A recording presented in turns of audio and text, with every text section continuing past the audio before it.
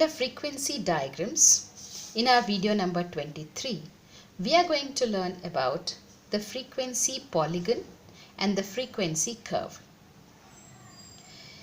Here, the frequencies are represented as rectangles or histograms, and the midpoints of the rectangles are joined to form a frequency polygon or a frequency curve. In this case, discrete as well as continuous series can be represented. A frequency polygon can be shown or can be drawn with or without a histogram. These frequency polygons and frequency curves are a derivative of a histogram.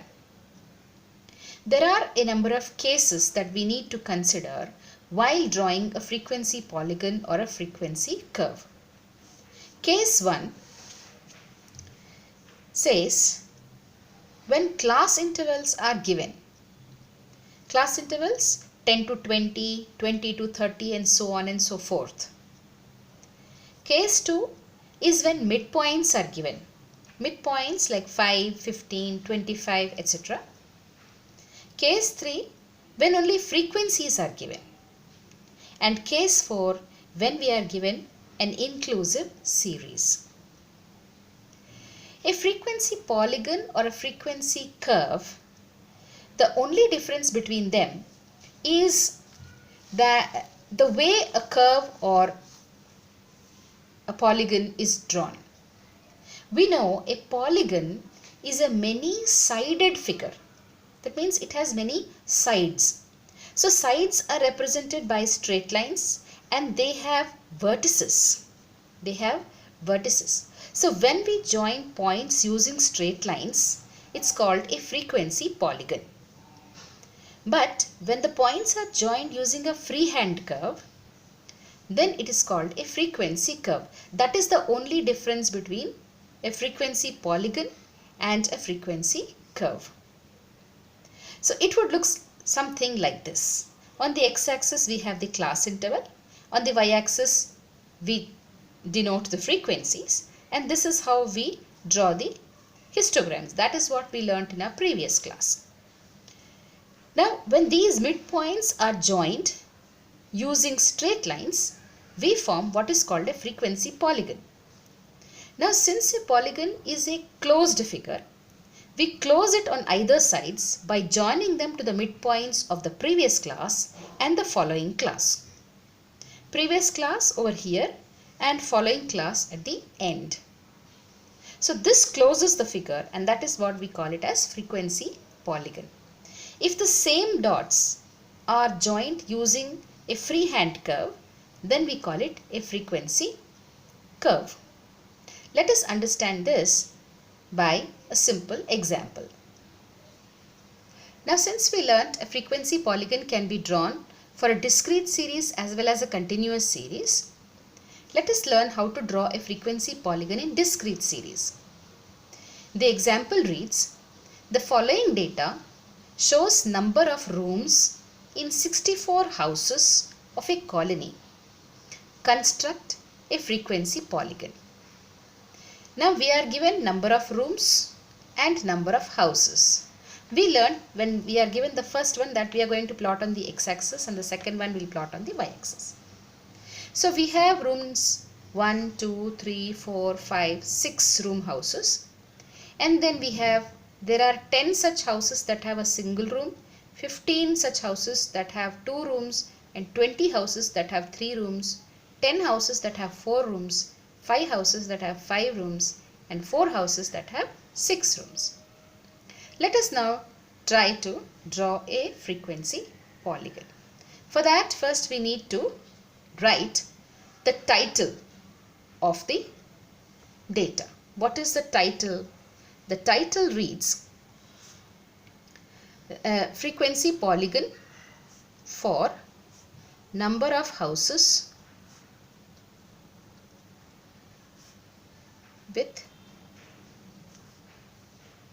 rooms. Okay, and then we will decide on the scale. The scale on the x-axis, we are going to represent the number of rooms, and 1 centimeter will be shown as 1 room. Okay. Then on the y-axis, we will show number of houses, and 1 centimeter will be equal to, let us decide it as 5, because 5 is a common factor here. So 5 houses. 1 centimeter is equal to 5 houses. Now we'll draw the x and the y axis. So this is the x-axis on which we are going to represent number of rooms, and on the y-axis we are going to represent the number of houses. So let's write down number of houses. Okay, and we decided that 1 centimeter will be equal to 5 houses. So let's write down 5, 10, 15, 20, 25, 30, and on the x-axis we decided 1 centimeter is equal to 1 room. So let's write down 1, 2, 3, 4, 5, 6 and 7. Now we will form the frequency polygon. How many houses are there that have 1 room? There are 10 houses. So 10, that is corresponding to 1, lies here. And 2 rooms, we have 15 houses. So 2 rooms, we have 15 houses. 3 rooms, there are 20. So 3 corresponding to 20. 4 is again 10. So somewhere here. And 5 is 5 houses. So somewhere here. And then 6 rooms, we have only 4 houses. So that would be something just below this 5. Okay. Now since he is asking for a frequency polygon, construct a frequency polygon. So here we will join these points using straight lines. So let's join these points using straight lines. Now what to do? We need to close this, because this is a polygon, and a polygon is a closed figure.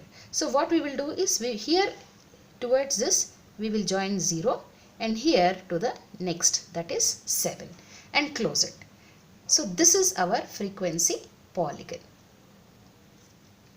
So that was the discrete series. Now we will look into how to construct a frequency polygon for a continuous series. The example reads, the following is the age distribution of workers in a factory. Construct a histogram and convert it into a frequency polygon. So first we need to construct a histogram and draw a frequency polygon. Well, the data given to us is age in years, which we are going to represent on the x-axis. 20 to 30 years, 30 to 40, 40 to 50, 50 to 60 and 60 to 70 years. We must note that the age here starts at 20. Why? Because this is the distribution of workers in a factory. So no child is allowed to work. So we will have all adults working. So the age starts from 20 to 30. Now the number of workers in this age group are 15, and here it is 25. 40 to 50, 7 workers, and here 5, and 60 to 70 we have only 2 workers. So what do we do first? We have to write down the title. What is the title here? It is the distribution of workers in a factory age-wise. So we will write age-wise distribution of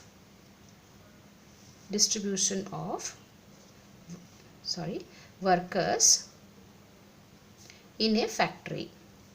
Okay, so this is going to be our title or heading. The next thing that we need to decide is the scale. What will be the scale on the x-axis? On the x-axis we will have age in years, and this will be 1 centimeter equal to 10 years. Okay, and on the y-axis we will say number of workers, and 1 centimeter, what should we take? Should we take 5 years? Okay, we'll take 5 number of workers. So we draw the x and the y axis. On the x axis we will represent age in years. So that will be, we have decided that we will show 1 centimeter equal to 10 years. So 1 centimeter is 10, 20, 30, 40, 50, 60, 70 years. I think that should be enough because we are given only till 70, or maybe we might add 80 also to close the figure. And then on the y-axis we have decided we'll take 1 centimeter equal to 5 workers. So here we have 5, 10, 15, 20, 25. I think that is the last, but still we can take one more, let us say 30. Alright. Then it starts from 20 to 30. So the age group is here, 20 to 30. We need not go near 0 because this age group is not allowed to work in the factories. So 20 to 30 we have 15 workers, and 15 is somewhere here. So we will draw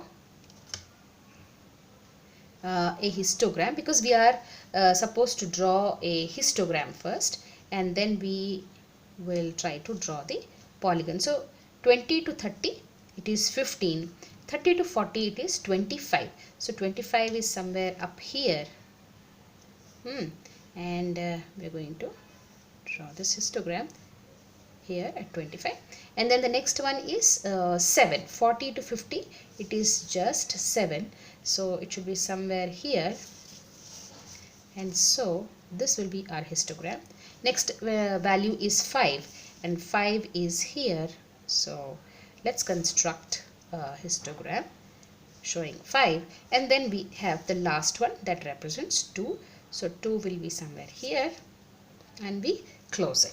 So this is the histogram that we draw. But what is required is to draw a frequency polygon. So what we will do, we will identify the midpoint. So the midpoint of 20 and 30 is 25, 30 and 40 is 35, 40 and 50, 45, 50 and 60, 55, 60 and 70, it is 65. So these are our midpoints. Now to close the polygon, we will need the midpoint of the next class and also the previous class.